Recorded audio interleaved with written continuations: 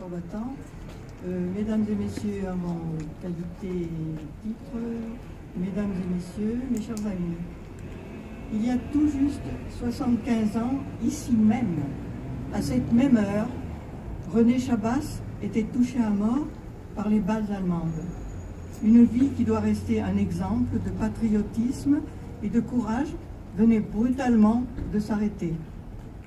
Dès le début de l'occupation allemande, ce jeune étudiant du lycée Beaulieu d'Angoulême, c'est-à-dire aujourd'hui Quai de Balzac, qui rêvait de faire une carrière de professeur d'éducation physique, et son condisciple Jean Lapeyre-Messignac se mettaient au service de leur patrie. La famille Chabas habitait à proximité de la ligne de démarcation. C'était la première opportunité qui se présentait à ces jeunes gens pour refuser de se soumettre aux lois de l'occupant.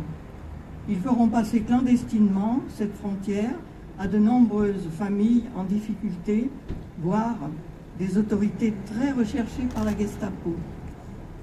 C'est par un très heureux hasard et la rencontre fortuite d'une personne en rapport direct avec le général de Gaulle à Londres que les deux amis se lancent à fond dans une grande aventure.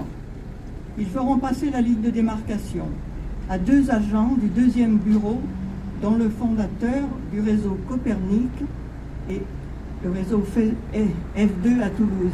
C'était un réseau de Polonais. Et alors, une petite anecdote quand même que je vais vous dire, celui qui a fondé, un des fondateurs du réseau, c'était Théo Burlot, a été déporté d'ailleurs à la suite, était le photographe personnel de Pétain et officiel. Donc vous voyez, il y avait quand même parmi eux quelques gens patriotes. Dès mars 1941, ces deux éminents responsables engagent René Chabas, Jean Lapeyre-Messignac et Charles Franck, trois amis du lycée d'Angoulême, comme agents de renseignement au bureau central de renseignement et d'action du général de Gaulle à Londres, le BCRA. Ils sont sollicités pour des renseignements sur les localisations et les déplacements des troupes allemandes en région bordelaise, ainsi que des bateaux et des sous-marins. Des arrestations mettent fin à ces activités. L'état-major de Londres est particulièrement intéressé par les régions interdites de Normandie et de Bretagne. Sans hésitation, René, sous la fausse identité de Jean-Louis Duprat, se rend clandestinement sur les côtes normandes et bretonnes. Les informations militaires recueillies sont très importantes pour les Alliés, entre autres des documents originaux sur la division d'Asrech. Il avait été félicité d'ailleurs. Fin 1942, René quitte définitivement ses points de chute au Mans, à Laval et à Caen. René et son ami Charles rejoignent Jean Lapeyre-Messignac au réseau Sol à Saint-Étienne, où une mission très particulière attend René Chabas. Londres veut connaître précisément des renseignements sur le chef de la Gestapo du département de la Loire. La mission est accomplie et René est chaleureusement félicité. Après des arrestations et l'accord du BCRA, il participe à la mise en place du Bureau des opérations aériennes, le BOA, pour la région B en Aquitaine, c'est-à-dire 6 départements, dont les Charentes. René Chabas et son ami Charles Franck deviendront responsables des parachutages et atterrissages des Charentes. Ce sont de très importantes responsabilités, d'énormes risques et un défi à l'occupant. Recherche de terrain correspondant aux normes très strictes exigées par la Royal Air Force, des gîtes pour les arrivées et les départs, former des équipes sûres, cacher les armes et les distribuer. Les Allemands sont tout puissants. La police et la Gestapo emprisonnent, torturent, fusillent et déportent dans d'horribles camps de concentration. Parmi les très nombreuses personnalités ayant transité par la Charente, on peut citer Pierre Brossolette, entré au Panthéon, Yeo Thomas, Le Troquer, des Canadiens, des pilotes anglais et beaucoup d'autres.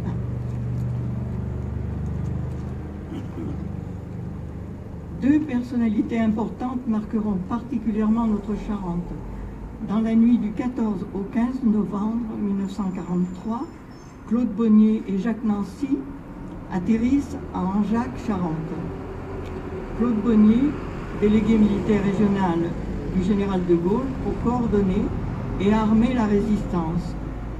Jacques Nancy, du BCRA, du général de Gaulle toujours, pour former des groupes de saboteurs dans plusieurs départements.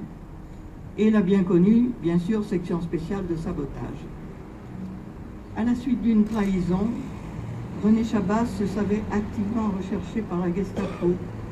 Mais ce 21 février, il tenait absolument à se rendre personnellement à Angoulême pour mettre le BOA, le Bureau des opérations aériennes, en sommeil et éviter des arrestations, en particulier la maison qui fait l'angle ici au 82. Ceux qui l'ont connu n'oublient pas sa détermination et son audace, malgré les risques encourus. Le soir, chez ma famille, au retour de l'équipe, René était absent. Hélas, près d'ici, devant la caserne, il fut reconnu, arrêté, conduit au poste de police, d'où il s'évade. Repris, il se défend et réussit à s'échapper. Et c'est ici même, dans le carrefour, il allait prendre la rue de Périgueux, qu'il a été sauvagement abattu. Si je suis pris, il ne mourrait jamais vivant, nous disait-il très souvent. Il a mis ses actes en accord avec ses paroles. Il n'avait pas encore 23 ans. Le propre du combattant de l'ombre, c'est d'avoir combattu sans y être contraint, par aucune loi, un engagement volontaire pour que la France retrouve sa liberté et sa dignité. René Chabas y a largement contribué.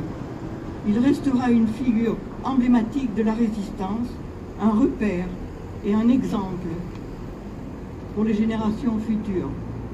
Il a bien sa place dans la mémoire des Charentais. Il avait choisi de combattre pour un idéal. Cet idéal qu'il mentionnait dans ses poèmes et ses écrits en septembre 1942, trois jeunes filles de Guette-Balzac vont vous les lire tout de suite. Cette paix dont il croyait de toutes ses forces. Depuis le 11 novembre 1976, René Chabas repose dans la crypte du mémorial de Chasseneuil avec son jeune frère, Pierre Chabas, un ancien élève lui aussi de Guette-Balzac, tombé pour la libération de Royan. Est-ce que la parole aux jeunes filles?